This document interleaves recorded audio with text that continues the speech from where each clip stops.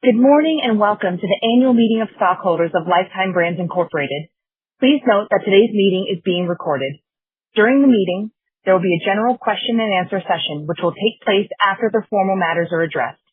Stockholders who participate in the meeting by entering a 15-digit control number may submit a question regarding the proposals at any time by clicking the Q&A icon. It is now my pleasure to turn today's meeting over to Jeffrey Siegel, Chairman of the Board of Lifetime Brands, Inc. Mr. Siegel, the floor is yours. Thank you. Good morning. It's time to convene the Annual Meeting of Stockholders of Lifetime Brands, Inc. I am Jeff Siegel, Chairman of the Board of the company. I hereby call the 2026 Annual Meeting of Stockholders to order. I would like to start by extending a warm welcome to you, our stockholders and guests, and thank you for your attendance today. Today's meeting is being held via a live audio webcast. We hope that this virtual meeting will maximize the participation of stockholders regardless of their location. I call your attention to the rules of conduct set forth for this meeting.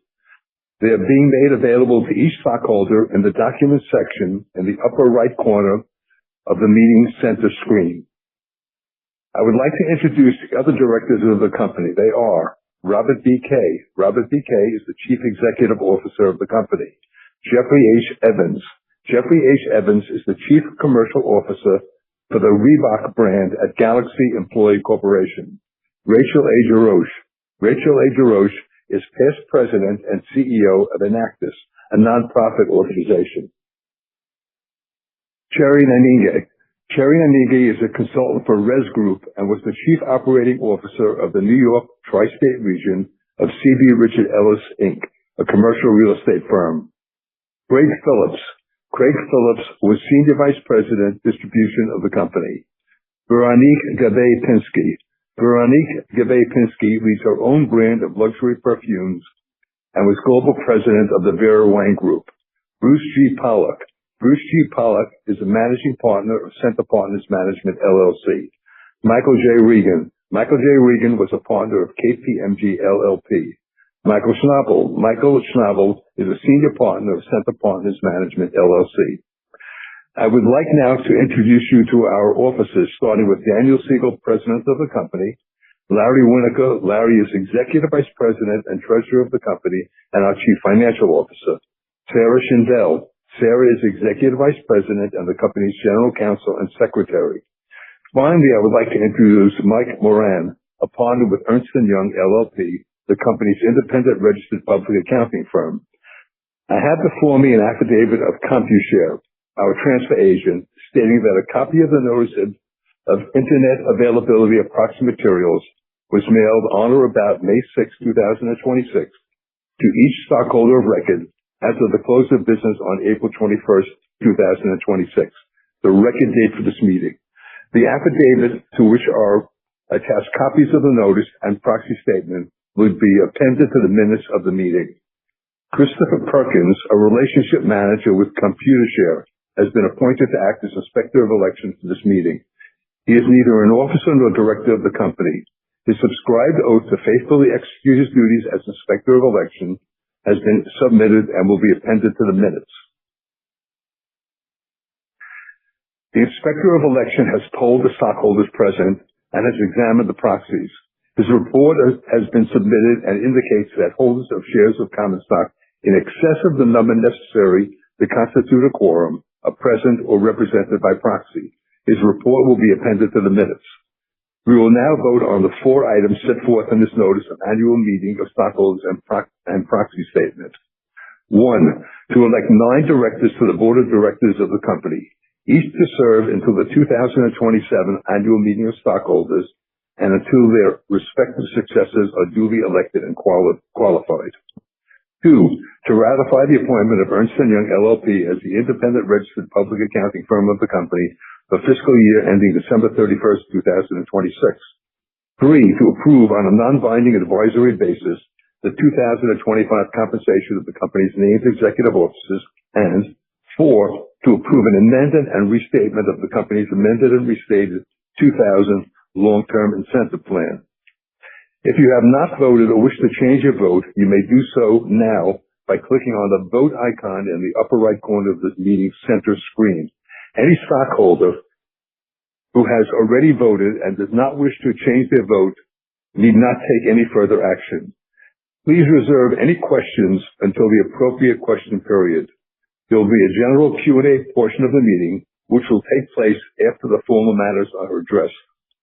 The first item of business to properly come before the meeting is the election as directors of the 9 nominees named in the company's proxy statement to hold office until the next annual meeting of stockholders and until their successors are duly elected and qualified, or until their earlier resignation or removal. The Board of Directors unanimously recommends the following 9 nominees for election as directors: Jeffrey Siegel, Robert B. Kay, Jeffrey H. Evans, Rachel A. Jarosz, Sherry Nanige, Bruce G. Pollack, Michael J. Reagan, Michael Schnabel, and Daniel Siegel. The names of each of the aforementioned nominees shall be deemed duly placed into nomination. These 9 individuals are the only nominees for election as directors.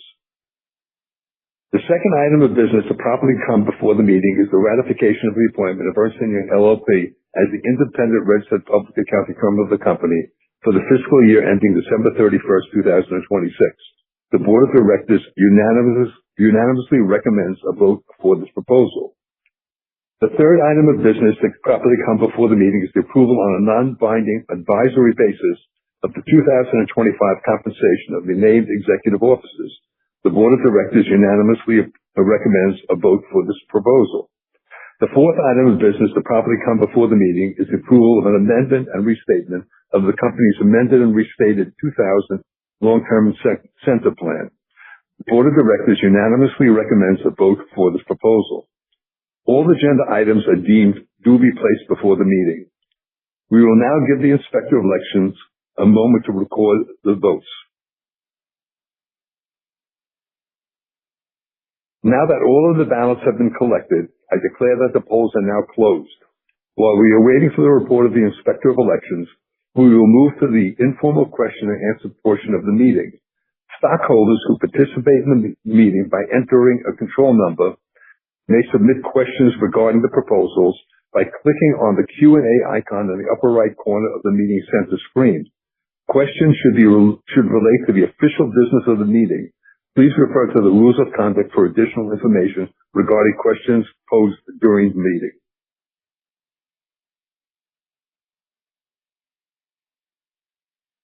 I have before me a report of the Inspector of Elections. The report shows that votes representing a majority of the shares of common stock present or represented by proxy at the meeting were cast for the election of each Jeffrey Siegel, Robert B. Kay, Jeffrey H. Evans, Rachel A. Jarosz, Sherry Nanige, Bruce G. Pollack, Michael J. Reagan, Michael Schnabel, and Daniel Siegel as directors.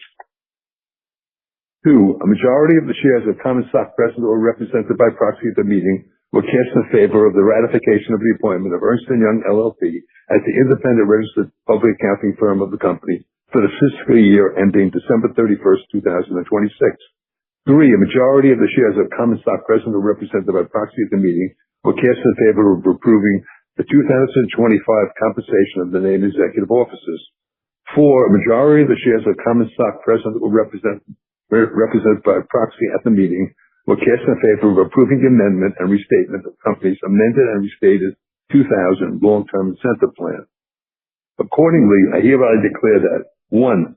The nominees of the Board of Directors have been duly elected as directors of the company to hold office until the 2027 Annual Meeting of Stockholders and until their successors are duly elected and qualified, or until their earlier resignation or removal. 2. The appointment of Ernst & Young LLP as the independent auditors of the company for the fiscal year ended December 31st, 2026 has been ratified.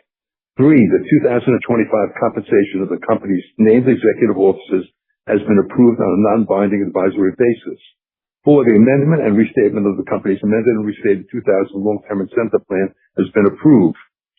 Pursuant to SEC rules, the official results from our meeting will be published by the company within 4 business days of this meeting. There being no further business to come before the meeting, I declare the meeting adjourned. This concludes the meeting. You may now disconnect.